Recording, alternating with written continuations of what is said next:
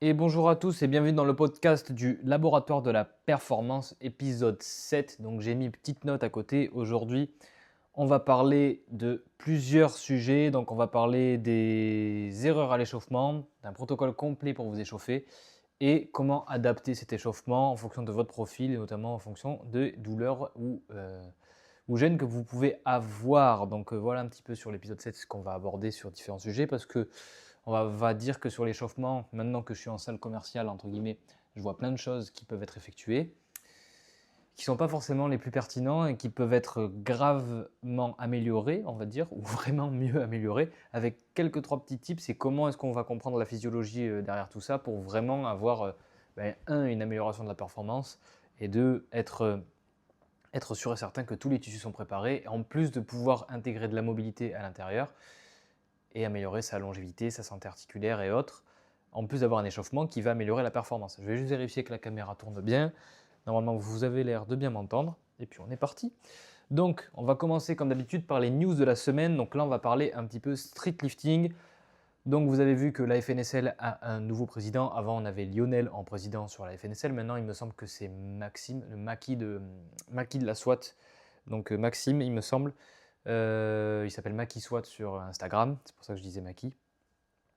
Et donc, je vais vous donner un petit peu mon avis par rapport à ça, au fait qu'il peut y avoir quelques petites dérives, je pense, comme on a déjà pu voir un petit peu dans la FNSL, avant la présidence de Maxime. C'est-à-dire qu'avant, on pouvait avoir, en tout cas, ce n'est que mon ressenti, ce n'est pas une critique, parce que voilà, mais ce n'est que mon ressenti. Avant, on pouvait avoir une sorte de favoritisme, j'avais l'impression. Avec plusieurs athlètes, quand on a été en compétition, il y avait déjà eu des, on va dire des jugements qui étaient plus ou moins favorables en fonction de si on était un athlète connu, d'un athlète pas connu, ou si on avait des performances assez importantes ou pas, ou si on avait aussi beaucoup de personnes qui étaient ramenées sur la compétition. On avait tendance à ce que les juges aient un peu de pression et valident certains lifts à défaut d'autres. On avait aussi des juges qui sont bénévoles, qui restent 7 à 8 heures sur des compétitions, et c'est compliqué parce qu'il n'y a pas suffisamment de turnover au niveau des juges. Et donc, on arrive avec des gens qui sont épuisés à la fin des compétitions en termes de juges et qui n'ont plus la même clarté d'esprit. Donc, c'était la grosse problématique parce que des compétitions, elles peuvent durer 8 heures, elles sont sur 2 jours. Il faut ouvrir la salle, venir à 6 heures du matin, mettre le matériel en place, regarder que tout fonctionne, les Google Sheets et autres, et j'en passe. J'ai jamais fait juge, mais je suppose qu'à organiser, c'est très compliqué. Et il faut faire ça sur 2 jours.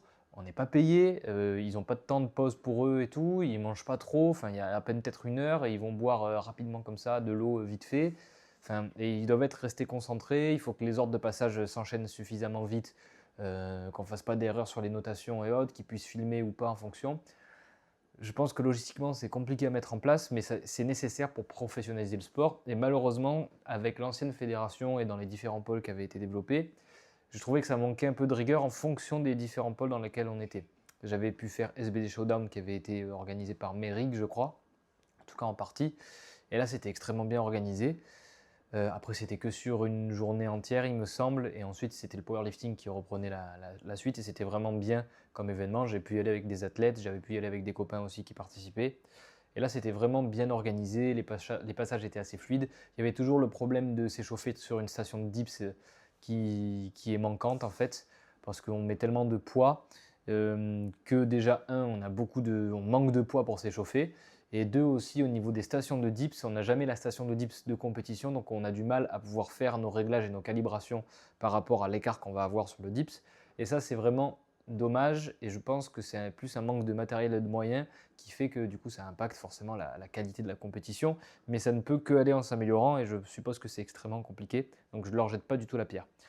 Du coup, je disais aussi qu'il y avait un petit peu des dérives, c'est déjà arrivé que sur certaines compétitions, les personnes arrivent en bande, en fait, avec plusieurs personnes qui viennent supporter un athlète qu'ils ont en commun qui est leur ami. Et si le lift n'est pas validé ou qu'il est un peu chaud, il suffisait pendant un certain temps de lever un petit peu la voix et de faire pression sur les juges, et les juges validaient parce qu'on ne veut pas créer la mauvaise ambiance ou autre. Bon, ça c'est déjà arrivé, c'est un cas qui m'a déjà été rapporté par un de mes athlètes. C'est déjà arrivé et du coup forcément ça crée un peu de l'injustice par rapport aux autres.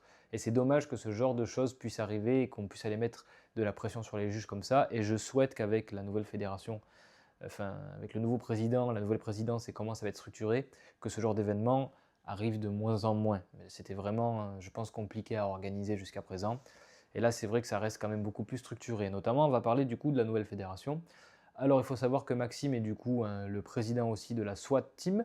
Pour ceux qui ne connaissent pas la SWAT Team, c'est une des plus grandes équipes de street lifting qui existe depuis, je pense, plus de 10 ans, qui a accompagné de grands champions comme Baki, comme Ludo, comme il me semble Amour aussi, Lia. Il y a aussi une autre personne, malheureusement j'ai oublié son nom, une autre partie féminine. Il y a Pauline Robert.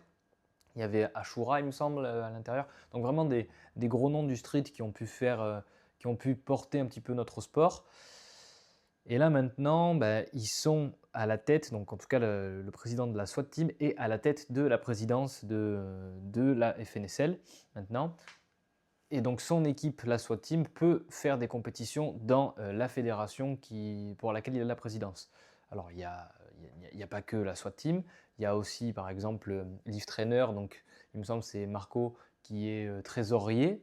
Ok, donc j'en ai un petit peu discuté autour de moi, mais Marco qui est trésorier. On a aussi par exemple, c'est pas du tout du ciblage, mais on a aussi par exemple, comment dire, dans les juges, on a des athlètes qui font partie de d'autres équipes, comme par exemple l'équipe de French Forge. Je pense à Johan, il me semble, qui s'appelle. Johan Sanson, je me souviens plus trop. Excuse-moi si j'accorche ton nom et que tu écoutes ça. Mais du coup, on a des juges qui sont aussi athlètes, qui font partie d'équipes. Et je me pose la question, mais c'est vraiment en toute bienveillance, est-ce que si on a un athlète, par exemple, de la SWAT Team qui va venir faire une compétition et qui est jugé par Johan, par exemple, ou par un autre athlète qui fait partie de l'équipe French Forge, donc l'équipe un peu opposée, entre guillemets, euh, est-ce qu'il ne risque pas d'avoir du favoritisme indirectement, de façon intentionnelle, envers nos athlètes, envers leurs athlètes de leur équipe, ou inversement des jugements qui sont moins favorables pour les athlètes des autres équipes? Ça, c'est la première question que je me pose. J'espère que ça ne sera pas comme ça, mais comme on est tous humains, qu'on a des émotions, potentiellement que ça pourrait jouer dans la balance, et ça serait dommage que ça vienne impacter la qualité de la compétition et qu'il y ait cette partie injustice entre guillemets. Je pense que dans toutes les compétitions, c'est compliqué d'avoir quelque chose d'à peu près calibré. C'est d'ailleurs pour ça qu'il y a 3 juges. Peut-être que du coup, on aura un juge de chaque équipe. Là, ça pourrait être beaucoup plus équitable. Un juge soit team, un juge French Forge et un juge Leaf Trainer. Je pense que c'est peut-être prévu. J'ai pas pu en discuter avec les organisateurs. Mais c'est vrai que ça serait intéressant d'avoir une structuration comme ça, ou en tout cas de pouvoir le communiquer, ou alors il est possible que je ne l'ai pas compris. Voilà. Mais on verra dans les premières compétitions. Ensuite, je comprends la logique de structuration. Donc là, en fait, avec la nouvelle présidence, on parle beaucoup de 3 parcours de compétition. On va avoir la partie débutant, amateur, on va avoir la partie semi-professionnelle et la partie professionnelle. Donc, comment expliquer? J'ai un peu peur que pour avoir eu en fait des athlètes qui font partie de la catégorie professionnelle, j'en ai quelques-uns qui sont partis dans une autre équipe. Voilà, je resterai très vague comme ça, ok, je veux porter préjudice à personne. Ils sont partis dans une équipe qui a une force de frappe plus importante que moi, qui est installée depuis un moment. Et moi, je suis un simple, on va dire, petit coach, entre guillemets, indépendant de mon côté, qui fait et du coaching en ligne en street lifting et en rehab, et du coaching présentiel avec des personnes, on va dire, monsieur, madame, tout le monde, du grand public, ok. Donc j'ai vraiment ces 2 entités-là, donc un côté performance mais qui est plutôt orienté en ligne, un côté réhab ou en tout cas remise en forme, longévité, que je peux avoir aussi en ligne mais que j'ai beaucoup plus en présentiel sur Marseille. La question étant que comme je ne fais pas que ça sur du street lifting, je ne vais pas potentiellement pouvoir me développer aussi vite qu'une équipe qui ne fait que ça et une équipe qui cherche à se professionnaliser. Donc est-ce que à terme, les athlètes que j'aurais pu avoir ou que j'ai en professionnel ne vont pas fuir mon coaching, non pas pour la qualité que je peux leur apporter, ce n'est pas parce que j'ai un manque de qualité qu'ils s'en vont, c'est plutôt parce qu'une équipe professionnelle va pouvoir aller leur proposer des avantages autres que le coaching. Donc, par exemple, je penserai aux frais de déplacement, par exemple aux hôtels, par exemple à la médiatisation des athlètes, donc ce qui est extrêmement bien pour les athlètes, ça c'est sûr. Mais du coup, nous, on sait qu'on va faire un travail avec un athlète qui va pouvoir potentiellement atteindre un niveau professionnel.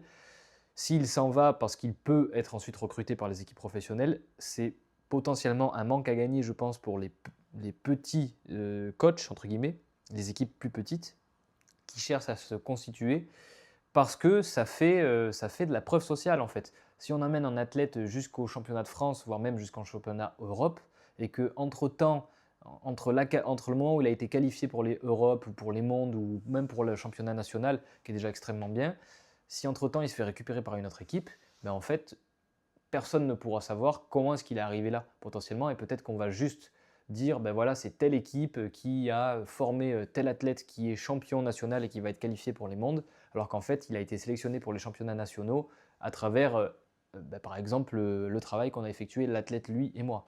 Et sauf que je risque de ne pas avoir cette preuve sociale, cet appui social en tout cas par le fait d'avoir passé du temps, été investi, cherché à comprendre l'athlète, cherché à communiquer avec lui, cherché à débloquer et comment dire, à le faire évoluer par rapport à ses faiblesses.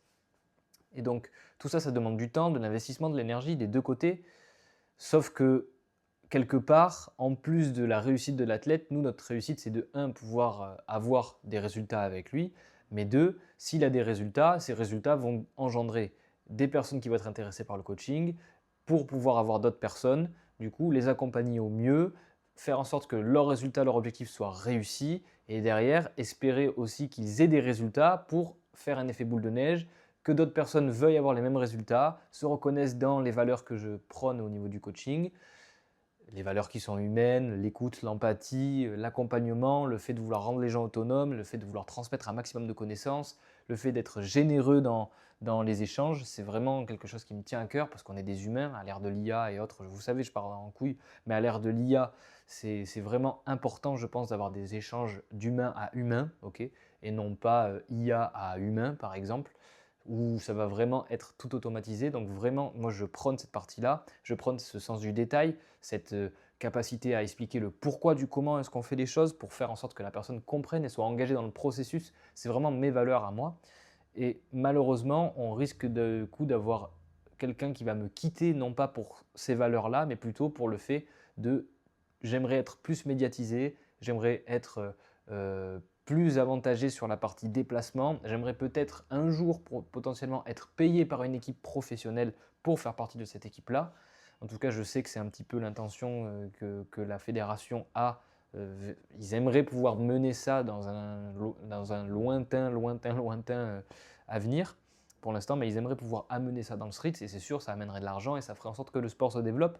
Donc ça, quelque part, je comprends la logique de structuration qui peut faire énormément de bien, mais quelque part, je partage mes craintes ici et j'espère avoir tort et que ça apportera énormément de gains pour le sport et pour les acteurs de ce sport. Parce que je me considère comme un acteur de ce sport, je me considère comme une bonne personne, quelqu'un qui essaie de faire du bon travail et j'aimerais que ce travail soit reconnu à sa juste valeur et pas juste qu'on vienne récupérer des athlètes un peu dans l'ombre et qu'on n'annonce pas que le travail qui a permis à cet athlète de rejoindre cette équipe professionnelle, ben, qu'on n'annonce pas que ça a été fait avec le petit coach juste avant. Voilà.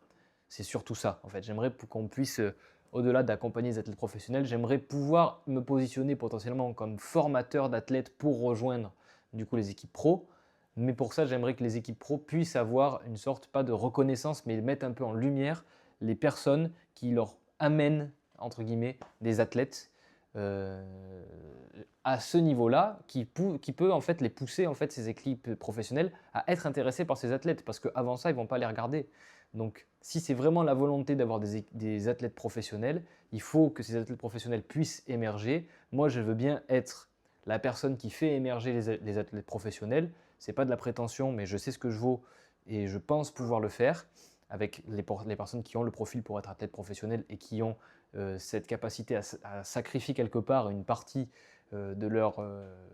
Une partie en tout cas, parce que ça demande des sacrifices pour être athlète professionnel, comme dans tous les sports. Une partie de leur vie sociale, une partie de plein de choses. Mais tous ceux qui sont prêts à mettre en jeu ce sacrifice-là, eh ben moi je suis prêt à les accompagner en tout cas pour espérer qu'ils puissent être recrutés par une équipe pro si les équipes professionnelles jouent le jeu de dire ok, c'est Théo, c'est une autre personne, mais c'est une petite équipe qui a fait le travail. Grâce à lui, du coup, nous, on a envie de sélectionner cet athlète-là et on va l'accompagner au mieux pour la transition, pour que cet athlète puisse se développer et puisse représenter le sport qu'est le street lifting à l'international et gagner des titres. Et si c'est dans ce sens-là, si quelqu'un de la FNSL m'écoute, mais je valide à 1000%, c'est juste que j'avoue avoir un peu de frustration par rapport au fait que potentiellement, on pourrait récupérer des athlètes pour les récupérer et qu'on s'accapare un petit peu toute la gloire qui pourrait en découler sans remercier, on va dire, le travail qui a été fait sur parfois 3, 4, voire même 5 ans avec les personnes. Donc voilà, c'est vraiment pas histoire de dire oh, considérez-moi et tout, je veux pas pleurer du tout, je veux juste dire j'ai fait un travail, je mérite d'être légèrement reconnu pour ça. Et après, vous faites ce que vous voulez avec vos athlètes, puisque de toute façon, ils viennent d'eux-mêmes. Et puis, essayez de postuler à vos équipes et vous venez les recruter aussi. Donc voilà un petit peu sur ça. C'est vraiment cet état d'esprit-là. Ça m'est déjà arrivé, c'est pour ça que j'en parle. Et c'est vraiment pas une attaque personnelle, c'est juste des inquiétudes dont je fais part et une réflexion personnelle que j'ai depuis quelques mois, depuis ces annonces-là. Donc voilà, je vais juste regarder un petit peu que la caméra tourne bien. Voilà, c'est toujours bon, ok. Et donc on va attaquer le sujet numéro 1. Donc on a pour objectif de parler des échauffements et donc ce que tout le monde fait. Ok, l'objectif c'est de gagner en efficience sur les échauffements. Donc qu'est-ce que tout le monde fait? Tout le monde, je vois tout le monde à la salle faire souvent tout ce qui va être étirement à froid ou balistique, ok, de façon type je balance les bras comme ça, ou je fais des cercles comme ça avec mes bras, souvent sans aucune intention, ou je vais venir faire des rotations internes avec un petit élastique bleu pour mes rotateurs externes de l'épaule. On ne sait pas trop pourquoi on fait ça, il n'y a pas trop de progression, il n'y a pas trop d'intention. Et malheureusement, en fait, ce n'est pas ça qui va vous apporter l'élévation corporelle déjà de la température et notamment l'élévation de la température musculaire locale qui permet d'améliorer la viscosité au niveau des tissus et vous aussi d'avoir une lubrification de l'articulation via du liquide synovial. En plus, vous ne vous préparez pas à exercer de la force dans toutes les amplitudes puisque vous faites simplement ça. Alors, les étirements balistiques, ça peut être intéressant pour préparer les tissus à de la vitesse. Je pense notamment à tout ce qui va être rugby ou tout ce qui va être athlétisme pour du sprint et autres. Ça, c'est très intéressant. Mais peut-être qu'avant, il y a autre chose à faire, notamment avec des mouvements plus lents, un peu plus musculaires, un peu plus articulaires même, qui peuvent être très pertinents.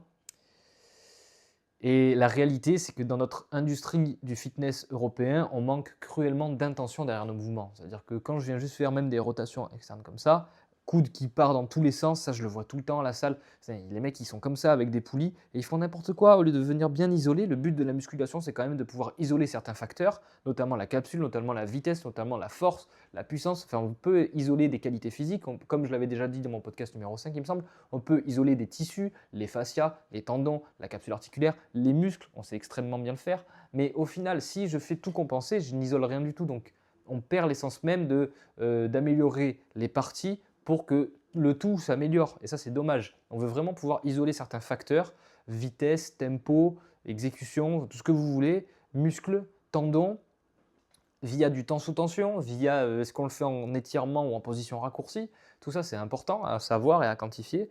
Et donc, on ne doit pas faire les choses juste au hasard, on ne doit pas faire les choses sans intention. Et vraiment, la rotation externe de l'épaule, en fait, les mecs, ils le font pour de la prévention. Déjà, la préhabilitation, ça n'existe pas. Okay, on n'a pas d'exercice magique qui vienne mitiger le risque de blessure, enfin réduire en tout cas le risque de blessure. Et c'est certainement pas avec des rotations externes, coudes collés au corps, effectuées avec l'élastique bleu de Decathlon, que ça va marcher et en tout cas engendrer les adaptations suffisantes. Au bout d'un moment, le corps, il va s'accoutumer. C'est comme quand vous buvez du café, vous en buvez 3 par jour. Quand vous en avez jamais bu, au début, ça fait beaucoup d'effets. Quand après vous en buvez toujours 3, il va falloir au bout d'un moment soit augmenter la dose, soit ne plus en boire pour se désadapter et ensuite reprendre du café. Bon, ce n'est pas la meilleure métaphore, mais là c'est la même chose. En gros, vous créez une adaptation au niveau de cette résistance avec l'élastique bleu, avec la rotation externe de l'épaule, et puis après derrière, vous gardez cet élastique bleu. Si vous n'incrémentez pas, que ce soit en termes de répétition ou en termes de temps sous tension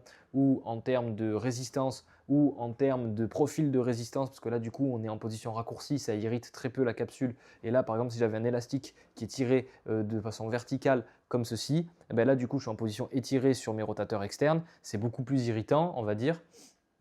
C'est beaucoup plus irritant mais ça engendre beaucoup plus de transmission de force sur tout un long groupe musculaire. Ok, et ça crée beaucoup plus comment dire, de capacité d'absorber de la force puisqu'on est en position étirée à ce moment-là.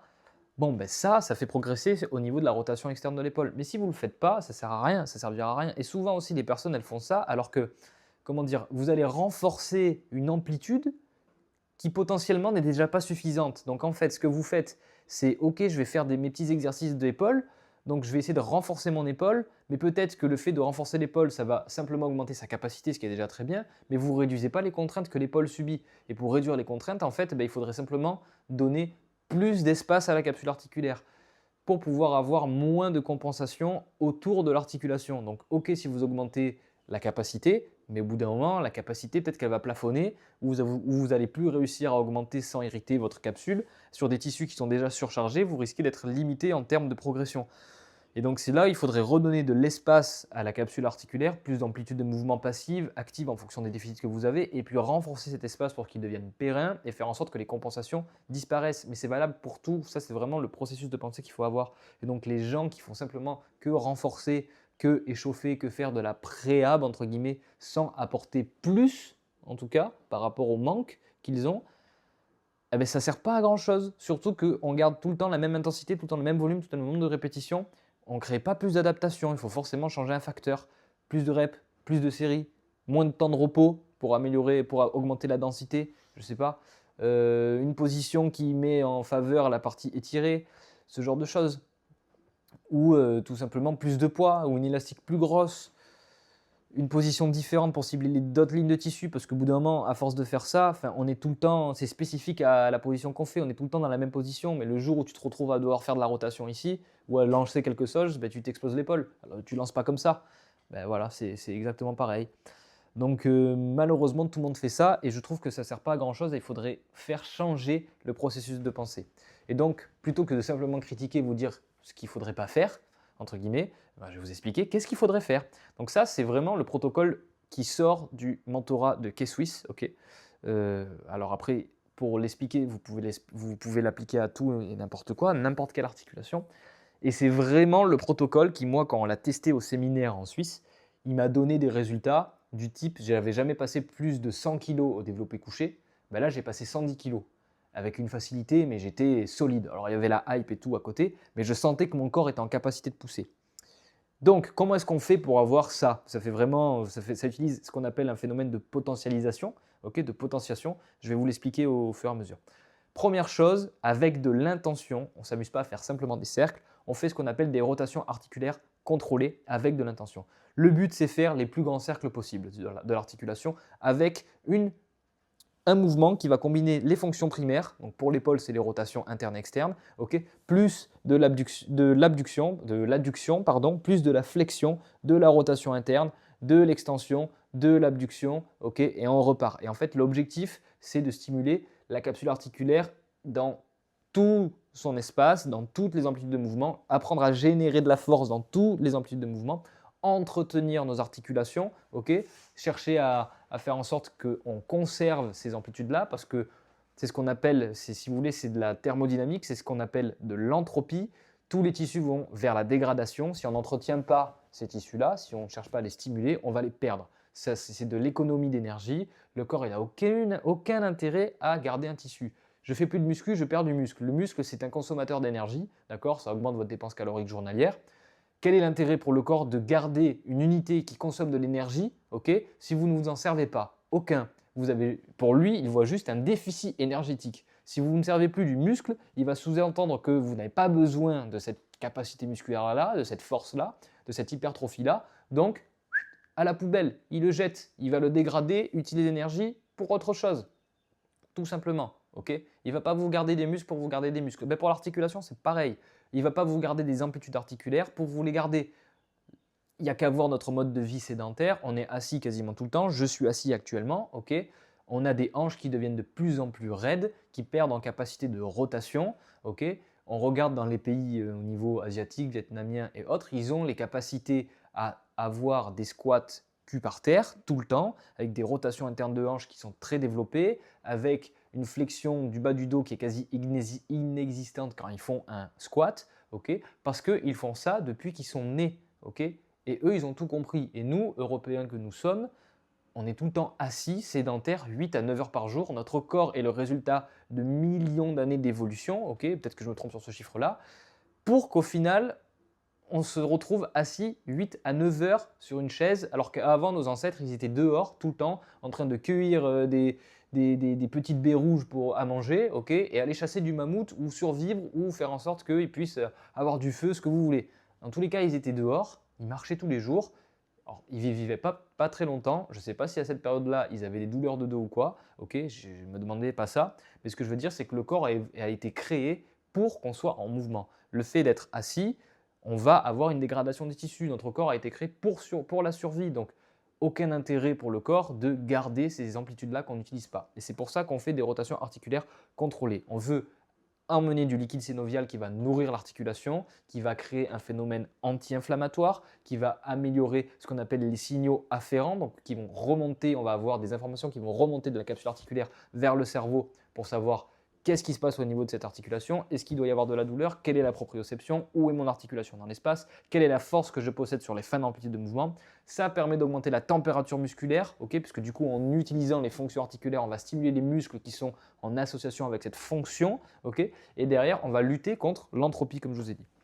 Ensuite, on va avoir ce qu'on appelle les rotations articulaires capsulaires, c'est-à-dire que ce sont des contractions isométriques en fin d'amplitude, donc sur les tissus qui sont dans la position les plus raccourcies. On peut le faire pour les épaules, on peut le faire pour les hanches, on peut le faire pour n'importe quelle articulation, du moment que vous utilisez les fonctions primaires qui vont être les rotations internes et externes pour hanches, genoux, épaules, coudes, et après qui vont être extension et flexion pour le poignet, extension et flexion pour la colonne vertébrale. D'accord. Donc l'objectif ici, c'est d'amener ce qu'on appelle de la potentialisation par post-activation. Via une contraction musculaire isométrique, on a la capacité de recruter plus d'unités motrices. Ça veut dire qu'on va recruter plus de tissus. Ça veut dire que pendant un certain temps, on va montrer à notre corps que nous sommes forts en fin d'amplitude, déjà au niveau de la capsule articulaire, qu'il n'y a pas de raison de créer de la douleur, des gènes ou des crampes, numéro 2. Et puis ensuite, on a ce phénomène du coup de contraction musculaire qui va nous permettre, si vous voulez, de pouvoir stimuler encore plus les tissus parce qu'on les contracte via une contraction isométrique où on peut générer encore plus de force. Donc en faisant ça, le cerveau, lui, va se dire « Ok, en fait, on a besoin de recruter ces tissus-là à cette intensité-là, donc je ne vais pas faire mon feignant, je vais être obligé d'aller recruter les plus grosses fibres musculaires tout de suite. » Parce que c'est toujours pareil, on a ce qu'on appelle le principe de taille d'Henman. Il va vouloir commencer par recruter les petites fibres musculaires pour s'économiser. Puis quand celles-ci, elles vont fatiguer, on va aller recruter les grosses seulement après. C'est un phénomène d'économie d'énergie. Donc là, c'est la même chose. Si je viens faire une contraction isométrique à intensité max qui, on sait, nous permet de générer plus de force qu'avec du concentrique ou de l'excentrique, on va venir stimuler cette capsule, on va venir stimuler les unités motrices et on va venir un peu tricher au niveau du système nerveux en lui faisant comprendre qu'on va avoir besoin de ces fibres musculaires-là et qu'il faut les recruter absolument. Ensuite, on va utiliser ce qu'on appelle les contraction isométrique dans une position étirée, que ce soit pour la rotation interne ou externe. Donc ce qui est bien à ce moment-là, c'est que si vous avez besoin de mobilité, en fait, on va pouvoir inclure à ce moment-là ce qu'on appelle les Pales and Rails, donc la méthodologie qui sort tout simplement de la formation Functional Range Conditioning du docteur Andros Spina, qui permet du coup de développer la mobilité via 2 minutes d'étirement si on en a besoin, et les contractions isométriques en position étirée et en position raccourcie, pour les tissus étirés et les tissus raccourcis. Ce qui est bien, c'est que du coup, ça vient stimuler la capsule articulaire, ça vient utiliser le phénomène de potentialisation par post-activation, et pour peu que vous teniez les 2 minutes d'étirement et que vous fassiez les contractions, vous améliorez votre amplitude passive et votre amplitude active. Donc vous pouvez le plugger ici, ou sinon, si vous voulez simplement faire de la potentiation, on se met dans une position étirée, par exemple pour l'épaule, et on va venir forcer comme ça sur les rotateurs externes qui sont en position étirée du coup, puisqu'on est en rotation interne, donc en fin d'amplitude. Et donc là, on vient créer cette potentialisation, on va bien faire sauter ce verrou un petit peu au niveau cérébral par rapport à la force qu'on est capable de générer. Ensuite, à partir de ce moment-là, on va intégrer ce qu'on appelle de l'échauffement dynamique. Donc c'est là où on va pouvoir faire tout ce qui va être fente, squat, pompe yoga pour venir stimuler un petit peu tous les tissus musculaires un peu plus superficiels et autres. On peut même intégrer de l'animal flow si vous êtes familier avec ça pour vraiment venir stimuler un petit peu dans tous les tissus, commencer à mettre du mouvement relatif. C'est là où potentiellement on pourrait intégrer tout ce qui va être échauffement balistique, que ce soit fait avec les bras ou avec les jambes pour les ischios et autres, là c'est intéressant. Ensuite, on passe sur ce qu'on appelle le priming des tissus superficiels. Donc le priming, en fait, c'est de la potentialisation et on va utiliser les mêmes phénomènes, position étirée, position raccourcie, que ce soit pour les pecs, donc les tissus superficiels, ou par exemple pour le tirage, avec quelque chose comme je fais un tirage à l'élastique, un type bûcheron, et je vais venir stimuler tous mes tissus au niveau du tirage en utilisant de l'abduction verticale de l'épaule, par exemple. Voilà. Pareil pour les pecs, en fait, je vais pouvoir prendre un élastique ici, venir en position raccourcie et faire cette abduction verticale comme ça, dans cette position raccourcie, et pareil dans la position étirée pour stimuler tous les tissus superficiels et les préparer à des contractions musculaires maximales. Et donc, on est encore sur de la potentialisation, donc on rajoute encore, c'est juste qu'on est parti de la partie la plus profonde vers la partie la plus superficielle. À la fin, on peut rajouter des mouvements explosifs, tout ce qui va être pompe explosive, tout ce qui va être impulse avec des cordes, tout ce qui va être jeté de balles, tout ce qui va être saut, tout ce qui va être pliométrie. C'est là parce que l'objectif, ça va être de réveiller le système nerveux et lui dire ok, là on y va, on recrute un maximum d'unités motrices et on va se préparer à faire des efforts maximum. Et on va préparer les tissus à de la vitesse maximale. Donc là, on a préparé à de la force max, à de la vitesse max. On est sur le continuum entier de force et c'est simplement exceptionnel.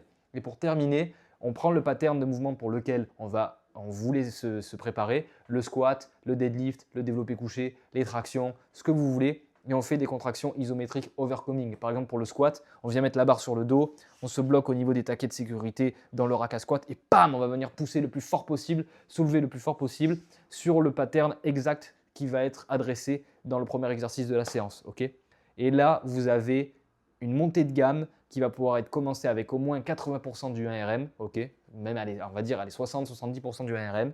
Vous faites une ou deux séries, 3-4 répétitions et vous attaquez votre top 7 par exemple si vous avez un top 7 qui est prévu. Et là, vous avez juste un truc pépite. Ça, c'est vraiment golden. C'est vraiment de l'or ce que je vous donne. Vous pouvez le faire plus court. Vous n'êtes pas obligé de le faire le protocole en entier, mais c'est vraiment exceptionnel. Et donc, on peut adapter ce protocole par rapport aux objectifs. Si vous avez par exemple des objectifs de rééducation, c'est là où ça peut être intéressant d'utiliser les rotations articulaires contrôlées que dans des zones en fait où vous n'allez pas avoir de douleur. Je reviens sur le protocole d'échauffement. Ça, parce que du coup, comme je l'avais dit dans un podcast précédent, on va perdre les fonctions de rotation en premier et ça va nous permettre de les entretenir en plus d'avoir un phénomène anti-inflammatoire. Les rotations capsulaires aussi, pareil. Si par exemple j'ai mal ici à l'épaule, il n'y a rien qui m'empêche de faire des rotations capsulaires en contractant au maximum les tissus à l'arrière de l'épaule ici et pareil sur la rotation interne ici par exemple ou alors ici. Ça, ce sont des choses qu'il faut conserver. Les pails, au lieu de simplement passer, quand on va passer aux pails and rails, au lieu de simplement effectuer un étirement de 2 minutes et des pails and rails, on peut intégrer simplement des contractions isométriques à basse intensité, à ce moment-là, avec un volume bas, une intensité basse, pas de douleur, pour venir regagner en tolérance sur les tissus. C'est-à-dire que par exemple, je parle beaucoup de l'épaule parce que je peux vous le montrer à la caméra, mais c'est valable pour la rotation, pour la hanche et tout. Je peux me mettre dans une position étirée juste avant d'avoir de la douleur et venir mettre ma main et forcer pour contracter mes rotateurs externes qui sont ici à une intensité spécifique. Je ne suis pas obligé de venir les contracter à 100%, sinon ça va exploser. Je peux les contracter à 20, 30, 40% juste avant d'avoir mal, un peu en dessous, pour pouvoir redonner de la tolérance à l'étirement au tissu jusqu'à ce que je puisse arriver à 100%, soit d'amplitude de mouvement, soit d'étirement. Donc le but, par exemple, si j'ai mal quand je viens ici, ça me fait mal derrière l'épaule, on va sortir un petit peu tout simplement de l'amplitude, et je vais faire une contraction ici. Là, mes tissus sont en position raccourcie. Petit à petit, je vais réussir à aller en position étirée. Les tissus ici vont se laisser de plus en plus étirer, tolérer la contrainte à l'étirement, ne plus créer de contraction réflexe par peur du mouvement qui est provoqué un petit peu par le cerveau et par l'afférence qui remonte au niveau de la capsule articulaire, donc des informations qui remontent de la capsule au cerveau pour conserver une intégrité physique et éviter la blessure. Le cerveau est prédictif et donc en faisant ça, on peut simplement l'intégrer dans notre échauffement et on conserve nos fonctions articulaires. Donc ça, c'est très intéressant. Ça nous permet aussi d'avoir un entretien des articulations, si jamais, et on peut simplement, si on est là pour de l'entretien, maintenir via les rotations articulaires contrôlées les gains qu'on a déjà pu effectuer en mobilité, ne pas perdre ceux que l'on a déjà et corriger les déséquilibres avant qu'il y ait une blessure. Si jamais je manque de rotation, j'ai élucidé que je manquais de rotation interne pour mon activité par rapport à mon contexte, je vais pouvoir peut-être améliorer mon amplitude passive et renforcer mes fins d'amplitude. Donc ça peut vraiment ce type d'échauffement-là peut vraiment permettre de stimuler. Vous avez juste à le modeler en fonction des différentes modalités dans lesquelles des différents cas dans lesquels vous êtes, des différents profils. Par exemple, pour quelqu'un qui voudrait faire un entretien, on peut faire un effort max par semaine sur du Pales and Rails, sur des fonctions articulaires un petit peu dispatchées dans toute la semaine. Et comme ça, on est sûr et certain de maintenir des niveaux de force en fin d'amplitude, là où on n'a pas beaucoup de volume. Et donc là où on peut énormément se blesser, souvent aussi.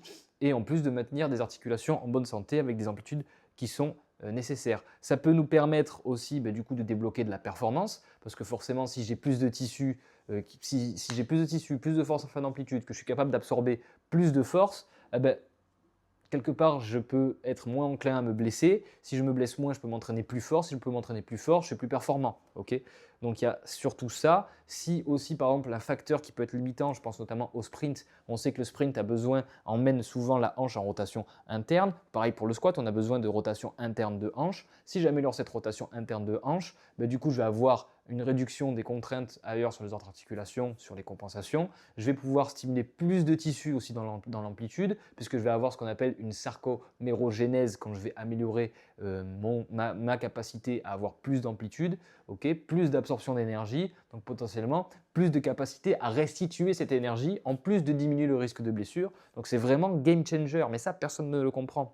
Et on est très peu à parler de ça, on est beaucoup à parler en francophonie de ça, mais je pense parce que je suis des bonnes personnes sur Instagram, mais on n'est pas assez à essayer de le mettre au goût du jour, je pense, et à avoir compris que c'était vraiment essentiel. Et les sportifs, souvent, ils viennent et en fait, c'est tout un système qu'on doit adapter et c'est vraiment hyper passionnant.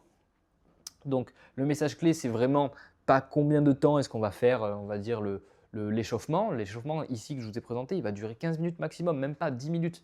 Ce qui est vraiment nécessaire, c'est d'avoir les bons déficits, d'identifier les déficits que vous avez pour pouvoir les placer au bon moment dans vos séances, et notamment dans cet échauffement-là, qui n'est pas simplement renforcer ce que j'ai déjà avec très peu d'intensité. Ça, c'est extrêmement important. Voilà. Donc, si tout ça vous a paru assez clair, j'espère en tout cas que ça vous a paru assez clair, mais que ça a pu vous aider, déjà, mettez un pouce bleu, partagez, commentez, laissez-moi un commentaire, je me ferai un plaisir de vous répondre. J'adore échanger sur ce sujet-là, sur tous les sujets de réhabilitation, de performance ou autre, pour tout ce qui est muscle up, traction, deep squat, corriger les épaules en termes de douleur, corriger les hanches, corriger le dos. Si je peux vous aider, je vous aide. Si vous avez besoin d'être auto-évalué, vous avez un lien dans la description qui va vous emmener vers le school où il y a des formations qui vont être petit à petit mises. Il reste que quelques places encore gratuites. À partir de 15 personnes qui sont inscrites dans le school, je bloque les places et ça sera un abonnement à partir de 10 € par mois et ça augmentera toutes les 10 personnes qui viennent rejoindre le school. Donc ça, si jamais vous avez besoin d'un coaching en ligne, vous avez normalement mon lien du site internet aussi qui est en description. Donc n'hésitez pas à aller voir. Vous avez aussi mon compte Instagram si vous voulez plus de renseignements. Vous pouvez remplir un formulaire de demande de coaching depuis le site internet. Donc vraiment, n'hésitez pas. Et si vous avez besoin de simplement quelques conseils, n'hésitez pas à m'envoyer un petit message sur Instagram. Si je peux vous aider, ça sera avec plaisir. Donc voilà les amis, j'espère que ça vous a plu, que ça a pu vous aider dans votre démarche et dans votre réflexion au niveau de la mobilité, de la réhab et de l'échauffement. Ça c'est très important et qu'avec tout ça, vous allez pouvoir avoir un échauffement qui est spécifique à vos besoins, qui va pouvoir vous permettre d'entretenir vos articulations, réduire vos douleurs et vous faire performer au plus haut niveau. Allez, on se parle la semaine prochaine. Salut! C'était le podcast du Laboratoire de la Force. Si tu as apprécié le podcast, n'hésite pas à lâcher un like, un commentaire ou à le partager avec tes amis. Et on se retrouve très rapidement. Allez, salut!